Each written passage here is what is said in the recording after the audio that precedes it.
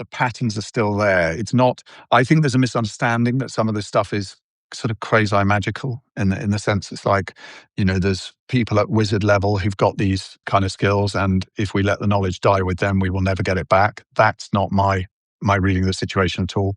There is nothing that we cannot get back through immersion and practice, and it can be accelerated if we spend time with people who know the skills, but it is all born of pragmatic need.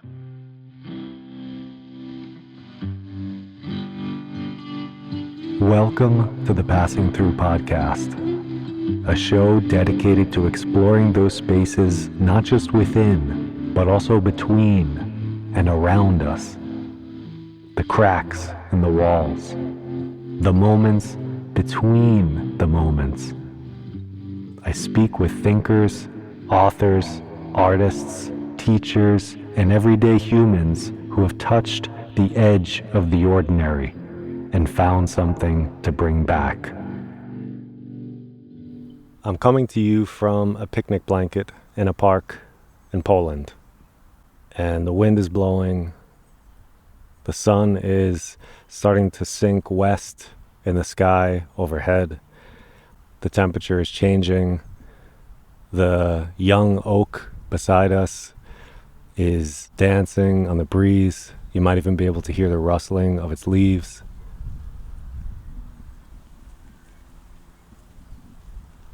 There's a motorcycle somewhere in the distance.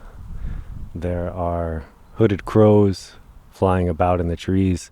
Just before, there was a murder of them making a ruckus somewhere behind me, but they've quieted now.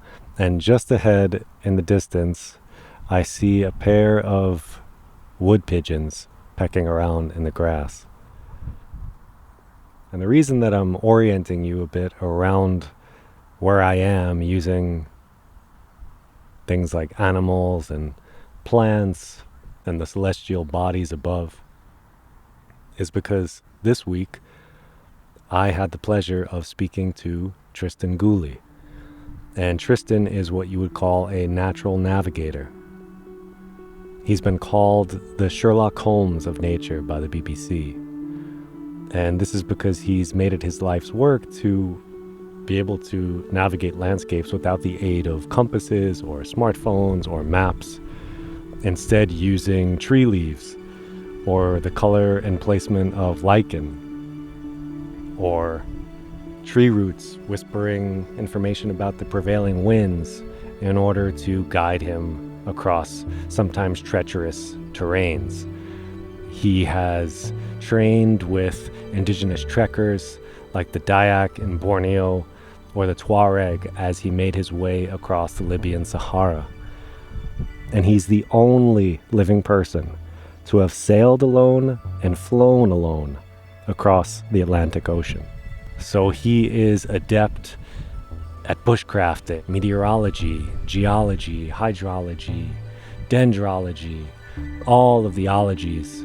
And speaking to him was a beautiful way to kind of build a bridge back to this enchanted world that is speaking to us all the time if we're willing to slow down and listen. Right now I'm reading one of his books called The Lost Art of Reading Nature's Signs. It's a fascinating read where he talks about using flowers as thermometers and fungi as indicators of soil pH. And it opens a door into a really fascinating world where there's so much information being delivered to us by the natural, living, breathing world all around us. So it's very enchanting, very important work. And if you want to learn more about that, I encourage you to visit Tristan's website at thenaturalnavigator.com or check him out on Instagram or read one of his many books. I'll have links to all of that stuff in the show notes. So I hope you enjoy this podcast. As always, be good to one another. I'll be back next time. And until then, let's see if we could figure out which way is north.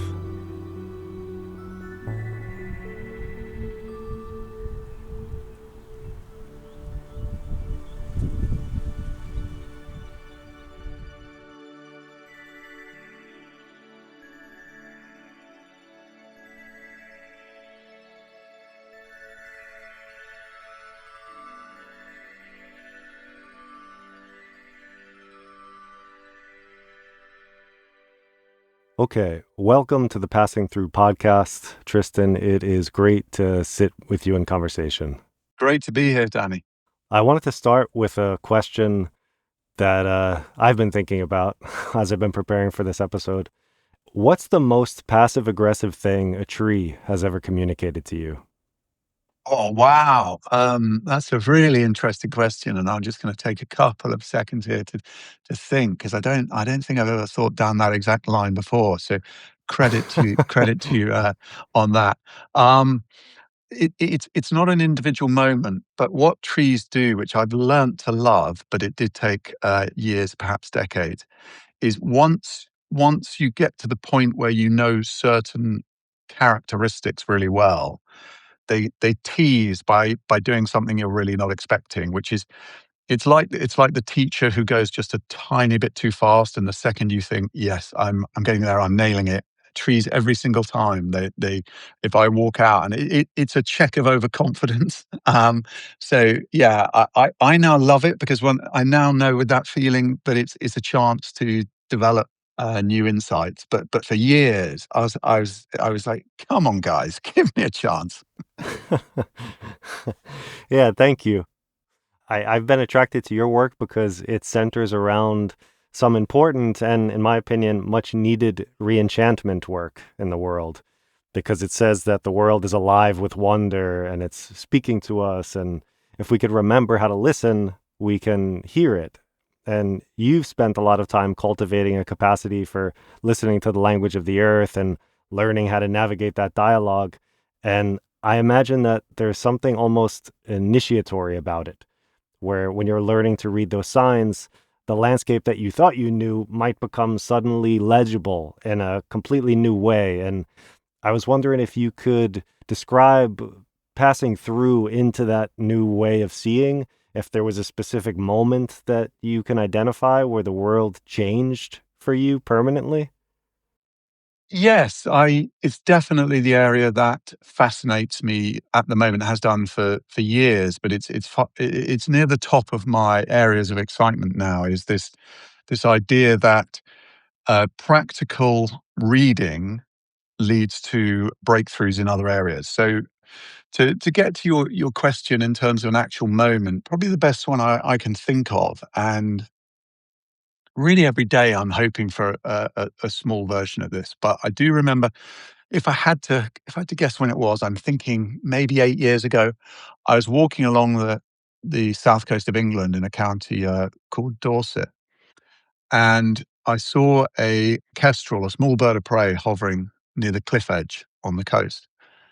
And it was a very, very powerful experience because I was able to sense certain things instantly, and then what felt like this cascade of other pieces just started to slot into the experience. So I don't need to go through every single detail because that could quite literally take a year. But what what hit me quite sort of fast was the way the bird was hovering was telling me instantly the wind direction. I mean, I knew that because of the cool feel on my left cheek, but the actual flight pattern of the bird was telling me that the wind was from the left. Hovering birds are wind vanes. And then there were times when it was neither flapping nor moving, which was telling me that the wind was rising up off the cliff, something called ridge lift. So I was getting this kind of really beautiful 3D map of what the air was doing, even though I couldn't see the air itself. At the same Mm. time, I could see these patterns in the sea, in the waves, which I knew married with what the wind was doing. And I was seeing lobster pots, which were giving me a clue to season and depth and likely behavior in the sea, and also patterns in the bending grasses. Also, an understanding that there was probably a vole or other small mammal on the ground ahead of me where this bird was, because a hovering bird is going to be obviously making a map of something beneath it like that. So, as I say, that could fill our whole chat if I went into every little thing that I was sensing there. I mean, we're sensing 11 million things per second, so we don't need to get out the checklist and go through every single one. But it was just that moment where I thought, I am being granted a fast, deep immersion into a moment and a map of what was happening there and then. Yeah, thank you for that story. It was this beautiful articulation of seeing the unseeable. Like you said, the weather patterns like that aren't something that's visible, but using your senses. And I guess what I heard a lot in that story is relational practice. You know, the relationship between the water, the cliff edge, the wind, the bird, the crustaceans. I wonder, does this work of reading nature signs, where you begin to exercise these capacities for attention and connection and openness, would you consider that more of a skill or more of a relational practice? I haven't used the term relational practice much, so I can't speak with authority in terms of a comparison there. But what I can say is that I'm very motivated and energized by appreciating that simple practical skills lead to insights and awareness which goes far beyond the initial aim of any practice. I think the Japanese, from my limited understanding, but I have tried to understand, because it's something very interesting happens when you do something simple to the highest level you can. So whether it's sharpening a blade or making a tea set or whatever it is, if you initially we might think, well, that's quite a limiting exercise. But what I found is just trying to work out which way is north by looking at a leaf, for example. We end up going through this door. It's like a prism, where to Mm, complete that exercise, we are taking a whole smorgasbord of inputs in, everything from what the weather's doing right that moment to the experience of that plant, animal behavior, and yeah, it's there is no limit to it. So I don't know whether you would call that relational practice, but it's if you can't, I don't think, skip the stepping stones. It doesn't work. So many people are, myself included, are understandably motivated by a desire for the numinous experience and that sort of thing. And if you try and aim for that and imagine where it might be, you find it's not there. It's not under that stone. Sometimes literally it's not there.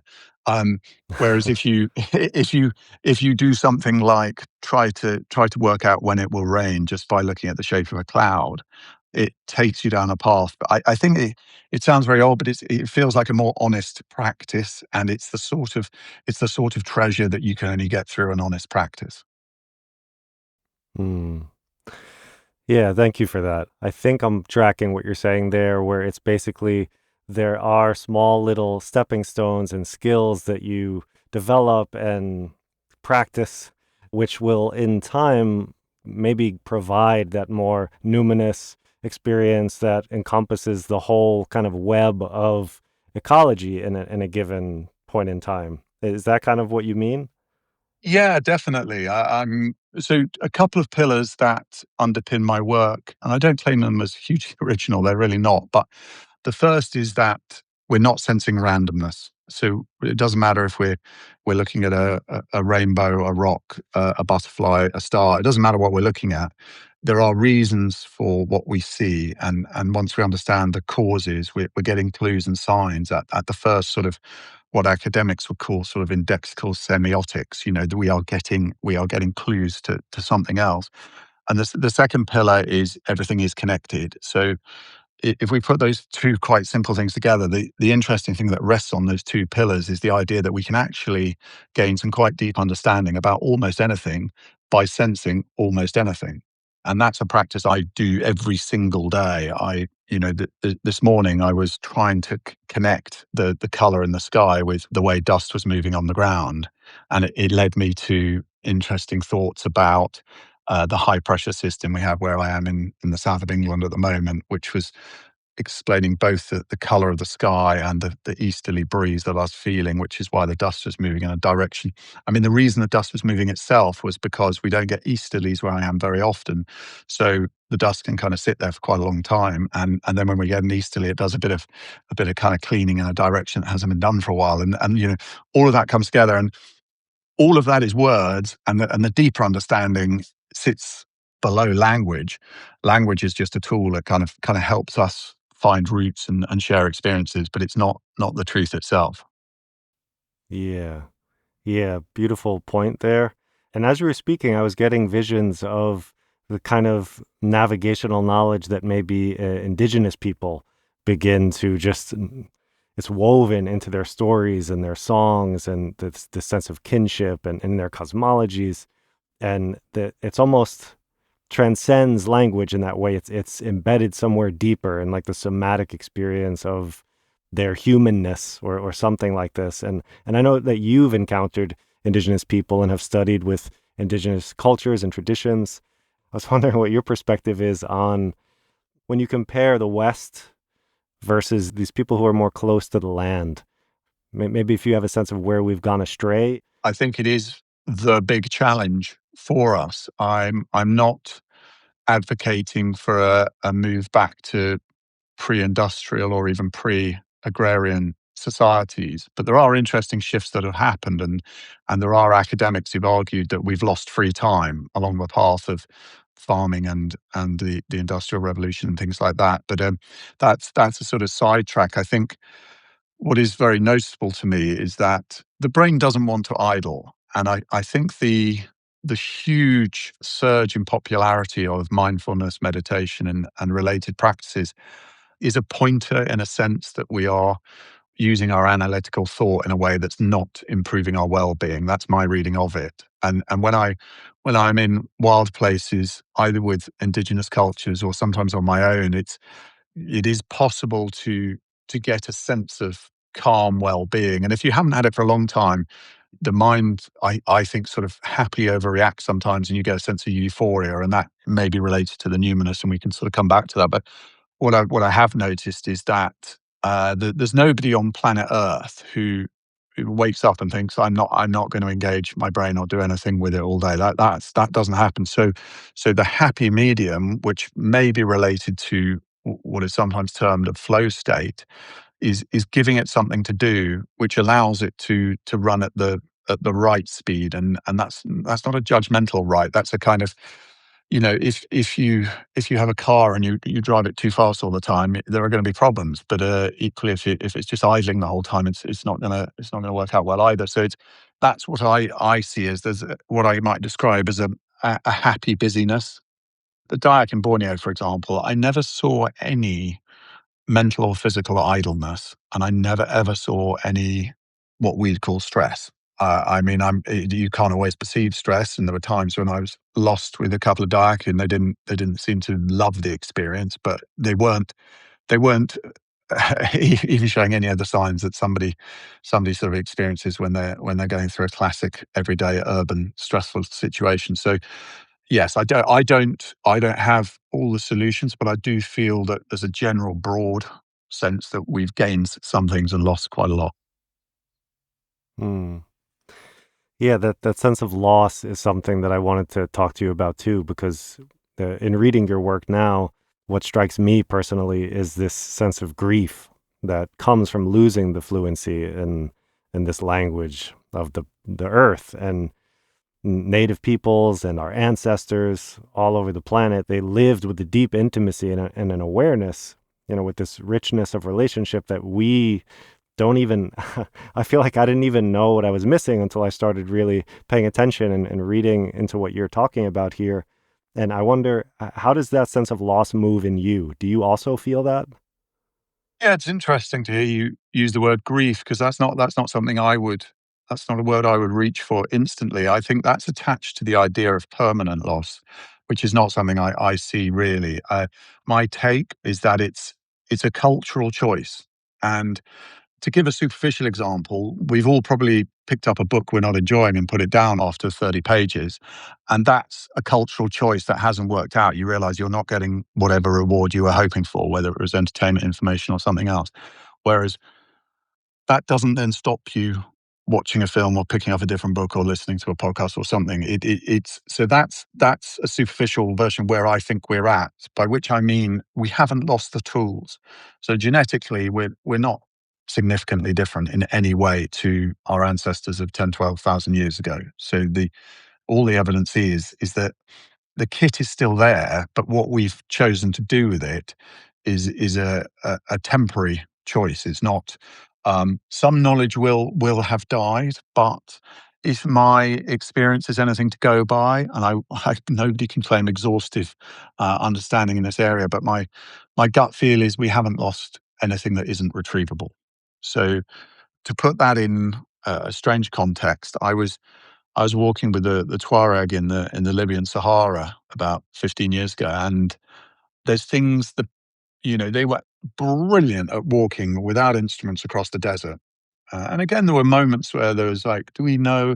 And I now understand what the process they were going through. 15 years ago, I wasn't so sure, but now I do understand. I think the process they're going through when they're thinking, I'm not 100% sure where we are. I now understand what was happening. But then what would happen is we would sit around the fire in the evening, just the sound of a light breeze and the camels munching and have a green tea or something like that. And when the moment was right, I was trying to understand their reading of the stars, and it was really very, very poor. At one point, one of the two confused Venus for a star. I mean, there's possible linguistic, chance of error, but I'm fairly certain not. I mean, our language bridge was quite interesting. It was my French, which I haven't really used since exams age 16, was one of the only bridges we had, because it was just the three of us. The whole areas of the night sky, which I'm certain their great-grandparents would have been totally familiar with, and they had let go for the simple reason that culturally they'd chosen not to do night journeys. I mean, a lot of the desert people won't do night journeys unless they need to, but there was nothing that couldn't. The patterns are still there. It's not.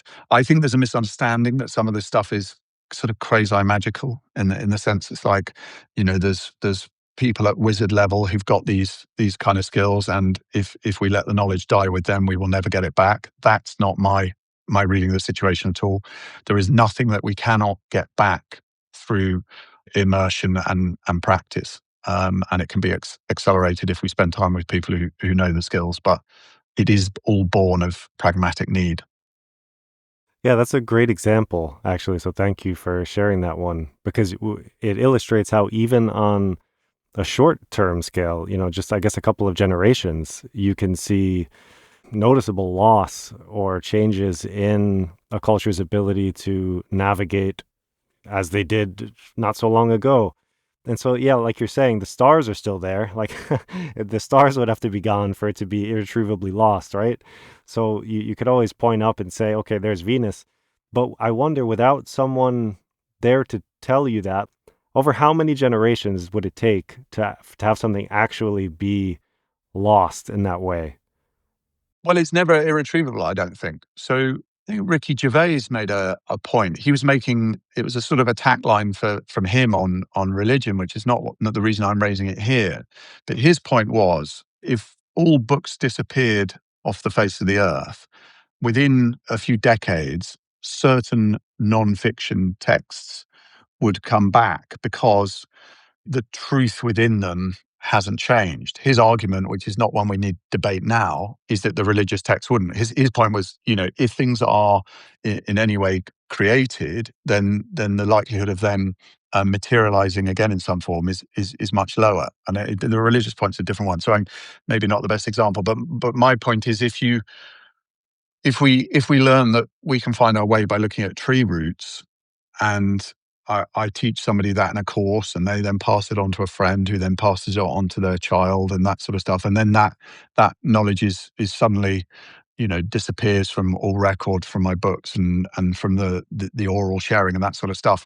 The tree roots are still indicating the prevailing direction of the wind, and that still can be used as a compass. So it may take somebody a few months of walking through a forest until they spot that trend rather than a few minutes of learning it from somebody else, but it's the fundamental truth is still there. So it's better way of putting it is the book of that knowledge is still out there, and even if we were banned from reading or teaching or anything like that, we can still pick up those skills. It would take longer. Yeah, it's like that knowledge will fruit again, basically, like just because the tree is bare at the moment, give it some time and the fruit will return. It's like the same idea, I guess. I wanted to talk a little bit about navigation and in-betweens because navigation is basically about being in between. between where you want to go and where you are, between knowing and not knowing. So I was wondering, do you think that there's something psychologically or even spiritually important about dwelling in that in between state rather than just rushing to arrive somewhere? Yes, and it's an area I learn more about each year, each month. Really, is that there is a beauty in uncertainty. Is the only way I can put it at the moment. But if I actually talk through a scenario, and this is when I'm running courses, this is quite often how I'll end a short course in particular. Is I will give people, sometimes over a couple of hours, I might give them 100 different clues and signs they can read. I say, okay, if you see a like in this color, it's going to show you which way south is, or when you see the grass is bent this way, this is what it's telling you, and that sort of stuff. But at the end, I wrap it up by saying, if we imagine a clear line, what in contemporary conventional navigation would be called a handrail. So if you say to somebody, you're at this village. If you stay on this side of the river and follow the river in the direction the water's flowing, you will get to another village. You're following a handrail. A very young child could follow that, and they would be using that for navigation to get from one village to the next, which is what we are all doing in some form all day, every day. We're following a corridor in a building, or we're walking down a street, or we're following a ridge, or we're following the edge of a forest, or that sort of thing. So what happens a lot in terms of indigenous navigation is that you find yourself in a situation where if somebody said to you, can you tell me exactly where you are? The answer is no. Okay, so you're lost. No, because I know how to get to where I want to be. And all you're doing there, to give the simplest possible sort of wild example, is imagine you were following that river to another village.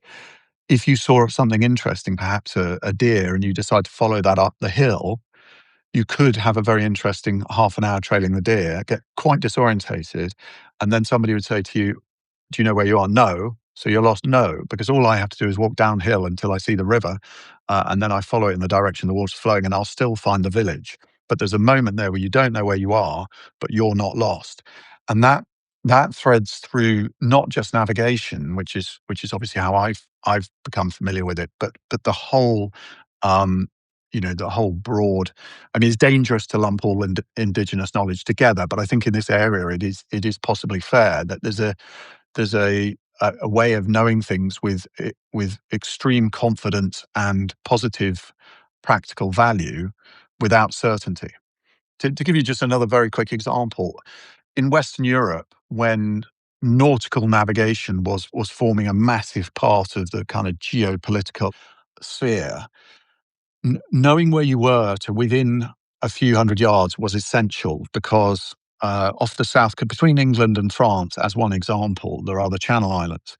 And thousands of lives have been lost over the years because there's fast moving water and these jagged rocks stick up, apparently with no rhyme or reason. And if you are 1 mile from where you think you are, 100 people might die that day. So the whole tradition became about how do we develop the technology to know exactly where we are? Whereas in the Pacific, the atolls and the islands quite often have quite gentle shelving beaches. And it led to this entirely different culture, which was we are not going to try and work out exactly where we are. All we have to do is work out how to get close enough to a rough place where we can then read the signs around us to work out where that is. So let's sail for 2 days using the sun, the stars, and the waves, the wave patterns. That will get us not exactly to the island we want to get to, which might be very small, but it will get us close enough to spot where the clouds are different on the horizon, where the birds are flying to and from, and one or two other clues. So in Western academic terms, that's called target enlargement. You're not trying to get to an exact latitude, longitude. You're trying to get to a place where the signs in your environment will tell you how to complete the journey. And that's, again, it's a whole different culture. And if you've spent any time in the Pacific, you will have come across a very different culture there in terms of ideas of precision, which run to things like timekeeping. The very first time a Western Mm. person tries to do anything in Fiji, for example, it's a good education because it doesn't. You say, let's do something at 2 o'clock, and you get a smile and a yes, and then at 3 o'clock you're wondering what's happening, and that's just because that person's not lost in time sense. They just realize the world won't stop if it happens that afternoon rather than at 2 o'clock exactly. Yeah, that's thank you for those examples too. Those are pretty illustrative, and it's interesting to notice there how there's this kind of porosity, or at least that's what I'm seeing in the story that you're sharing. There's this porosity between, usually we think of it as we affect a landscape, in this mechanized worldview that we have where nature is ours and we're here to extract from it and all of that. It's like a one-way street. But in the story that you're telling, it seemed obvious to me that there is a porosity where the environment is shaping us literally down into our culture, to how we perceive the movement of time and what time means to us, which is fascinating. Yeah, definitely. And we can now look back at very recent history and see some of the attitudes about sort of conquest and dominance and extraction and things like that. And I see sort of parallel threads, and I don't really like to be judgmental, even when things look pretty horrific from even our contemporary perspective. Never mind how people will feel about this in 100 years' time. I do think it's understandable, and there are what we tend to do as a species is struggle with a problem, find a solution, and overreact in the other direction. Food is a very good example. There are plenty of places in the world where getting enough food each day remains a daily struggle. But in post-industrial societies, obesity is more of a health threat than starvation. And that's a classic example of like, okay, we've spent tens of thousands of years literally trying to work out how do we avoid starvation. We've worked out how to produce lots and lots of calories quite cheaply. Oh, okay, so we've overshot that way. So it's part of our nature to, yeah, to overstep the mark when we find a solution. But I think so long as we spot that and start to take, the best steps we can in the other direction, we'd be a pretty amazing species if we hit the mark every single time. And for all the terrible things we may have done, we've only done it initially because we were trying to solve a problem. So yeah, that's something I see in lots and lots of different parts of the world, and I try to stay optimistic. It's not always easy, but that's my hope. I admire the optimism. I myself would like to be a little more optimistic. I don't feel like I'm quite pessimistic, but I'm very skeptical of the way that things are right now. And I feel a lot of grief and sadness about things because some of those things are irretrievably lost. Like when we've lost wetlands or we've lost species or we've lost the abundance of certain organisms. It's to me that there's a hole there that I feel and I grieve. Yeah, and I can share that, and I understand, of course. I suppose I'm biased in a professional sense. What I sometimes share is not always what I'm feeling in a personal sense, because and by that, what I mean is that for things to improve in any way, we need changes in behavior, which are going to flow from changes in perspective, and those will change with experience and knowledge. And so, Mm. so what I think is not helpful, being really honest, is pessimism and the sentiment of shoulds and should nots. So I genuinely don't think, and I think the psychologists have pretty much sort of proved this, that you cannot change behavior if you eliminate hope and tell people that they should behave differently. There is, Mm. if a doctor says to somebody, you've got this disease, and if you carry on smoking, you're going to get all these other diseases. And to be honest, I've never seen anybody your age who smoked for 20 years give it up. That person, but you should give it up. That person is not going to do it, are they? So, so back to the nature. What I'm doing, because it works for me, and I've seen it work for lots of other people, is to not try and take on the whole environmental thing. Because the truth is, there are very few individuals in the world who can have a significant impact on a global level anyway. But in terms of a movement for change, if you say to somebody who's perhaps sitting on the fence, or what I see a lot is people hear the message, we should reconnect with nature, we should understand it, we should protect it, we should nurture it, we should, all of these true and good sentiments don't change anybody's behavior. But if you say to somebody, have you ever tried telling the time by looking at the stars? There's no should there. There's no the world's going to hell in a handcart message there. There's no loss of hope. There's no scary psychology. You're just saying to somebody, do you want to try doing something that will tickle your brain and actually genuinely make you feel like you've got a smile flowing through your whole mind and body?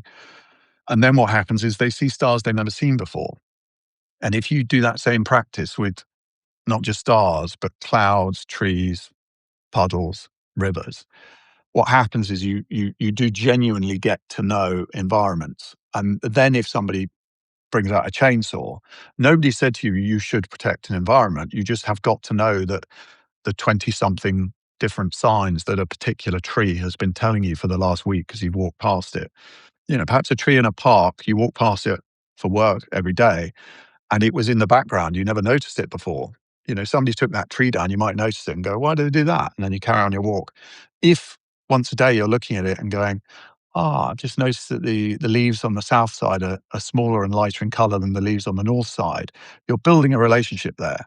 If somebody then gets out a chainsaw, you're gonna walk in there. You're gonna say, "Can we just talk about this?" And on a micro to macro scale thing. That's all I feel I can do professionally, but also I think it's a more effective strategy than anybody jumping up and down and saying it's a terrible situation, even if there's some truth in that. Right. Yeah. And I think that's where your work, that's where you excel. Your work is very enchanting in that way, and it facilitates intimacy and relationship with the world around us in kind of novel and unexpected ways. And that's important work. It's kind of imaginal work for people to imagine a different way to interact with all of the things that are around us. So I really love that work, and I think you're right. I think that is a way into people's hearts instead of into their minds, right? You're appealing more to a sense of wonder and and connection and relationship, which I think is the way. So I commend your approach there. I think you're spot on. Cheers. Yeah, I mean, sorry, yeah, no, you've reminded me there of one of the oldest sort of teaching adages in fiction writing is show don't tell. Mm. The very best fiction does exactly what you're saying there. It shifts our feeling and perspective by circumventing the linear route and tapping into something deeper. And very very good poetry does that in a faster, deeper way. Some would say. Yeah, myth and poetry are important. They have an important place in my heart for those reasons that I think you were mentioning earlier, where if all of that stuff was obliterated, certain myths and stories and poems would return because they speak to some sort of really persistent truth. So yeah, I'm with you there, and I know that our time is getting shorter. So there was a parallel thing that I wanted to explore here, which was digging a little deeper into wonder, because this is what we're discussing at the moment is wonder. And the thing that's interesting to me about wonder is that wonder isn't always sunshine and ascension. We're a very ascension type culture, but sometimes wonder is in the darkness. Our dreams come to us in the dark, and other aspects of darkness could be incomprehensibility or vastness or like the sheer scale of nature can create a feeling of darkness. And I know that you have had experiences like flying across the Atlantic or sailing across the Atlantic where you're encountering these really daunting proportions of scale. And I wonder, how did those experiences move you? How did they impact your sense of wonder? Yeah, it's a fascinating area, and the way you're describing it there reminds me of the fascination with the sublime. Mm. There's some very interesting writings in the 18th century. I think it was William Gilpin and some of the romantic writers are touching on that area. And again, we're tiptoeing around wonder, the numinous, and the sublime. They're all the same things. So in terms of my personal experience, it's really really hard to articulate, and it's certainly there's not a map I could put out there and say I could recreate certain experiences. I think there is definitely an extraordinarily exciting and positive emotional experience that happens when you combine some sense of fear, ideally not terror, but apprehension at least, with relief and a feeling of it can be a practical competence or it can be a more sort of philosophical confidence where you know on a sort of, might be a 2-day cycle or a 10-day cycle, but when you're out in the ocean there are times where you're thinking, "That noise doesn't sound good," "Is the next Mm. thing that I'm watching the small boat beneath me fall to pieces?" And then Oh you my go, "Oh, God. no, I understand what that noise is, and I know how to fix it." And then perhaps, as I say, it's non-linear. It might be sort of 3 hours after that, you're in that narrow window of perfect temperature when the sun hasn't gone below the horizon. I mean, it's a lovely temperature sometimes when it has, but you've got enough light and your blood sugar's gone up a little bit because you've had the first sort of proper food for a little while, and you all the pieces come together and you get this sense. And some of that I think is pure physiology, and some of it's a lot more interesting, and psychology and philosophy are coming in, and it is unmapped terrain. But the honest truth is, I'm trying to recreate that honestly in short. Intense experiences. So this afternoon, I will be going out into the hills, and I will be genuinely trying to get exciting practical insights from the feel of a breeze I wasn't expecting. I will be saying, "Why is that?" And quite often, there isn't treasure I can find there. I always believe the treasure is there, but I can't find the way to it. And Mm. and so that combination of effort and then relief from the effort, because it's quite rare, I think, that we get the breakthroughs. And I'm just full of these weird analogies, aren't I? But the gym's quite a good example. It's quite rare when you're in the middle of doing intense exercise or that sort of thing where you're thinking, yeah, this all makes perfect sense. More often sort of going, this is not, why am I doing this? It's ridiculous, or something like that. But yes, quite often what I find is I apply myself quite intensely to a reading of a sign in nature, and very occasionally it'll just click, and I go, oh yeah, that rainbow's giving me a sense of time, direction, and a weather forecast, and it's beautiful, and I'm just feeling a wave of joy right over me. But other times, it doesn't happen that moment. It happens 4 minutes later or 4 hours later. You suddenly go, "Oh, wow. So that's why I heard those birds for the first time today." Yeah, and there's so many things that I could ask you about that, about all the rainbow stuff you just spoke about the boat potentially collapsing, all of these things that are very interesting stories, and all the things you've touched on here, like using the leaves as compasses, even the things I've been reading about in your book. With like any one of these things could be an entire episode. So I want to try to give people a sense of all of these things. So I'm happy we had a nice breath in the conversation.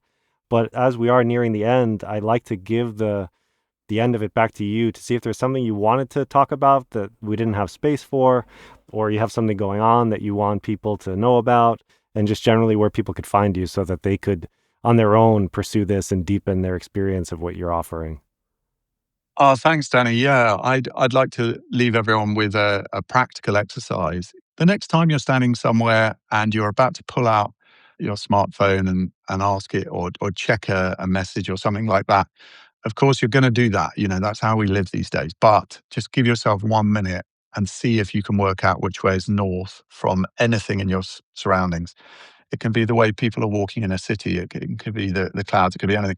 The truth is, the reward doesn't come in the answer. It's that's the carrot that gets us to do the exercise. And think, oh wow, TV satellite dishes can give me a sense of direction, and I can work out which way is north or south. It may be that you're in a slightly wilder place, and you're able to use lichens or animal behavior or something like that. But that exercise, and whether you get to an answer you're happy with, and whether that answer is right or wrong, you can then get the smartphone out and use the compass on it to check.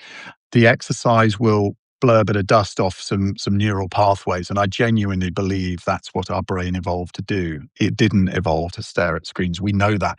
So instead of feeling, oh, I ought to immerse myself in wilderness or something like that. That simple exercise done once a day over a couple of weeks, I feel is very likely to give your brain a tickle, and that sort of happy tickling feeling is your brain sort of saying, "Oh, you remember what I'm for." And in terms of learning more, that's very kind. I have written books which are available through the usual places. And I have courses you can learn more about on naturalnavigator.com. There's an online course with lots of resources around the side of it. And I do run some in-person courses as well. But there's so many wonderful things to explore. But if you just start with 1 minute of thinking, which way am I looking? It's the start of a fun journey. Mm. Thank you for that. And there's a spooky synchronicity because I did have a final question for you that I didn't ask, but it was I wonder if our modern anxiety and disorientation come from not knowing where north is anymore.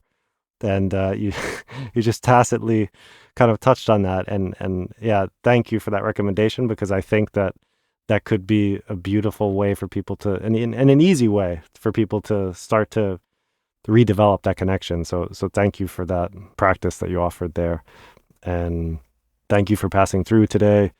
Thank you for your books and for what you're doing. I think it's really important and beautiful work. So thank you so much, Tristan. It was great passing through with you. Thanks so much, Danny. Really appreciate your time and interest in my work, and happy navigating.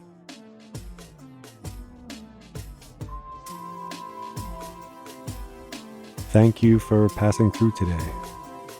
Yeah, you, dear listener.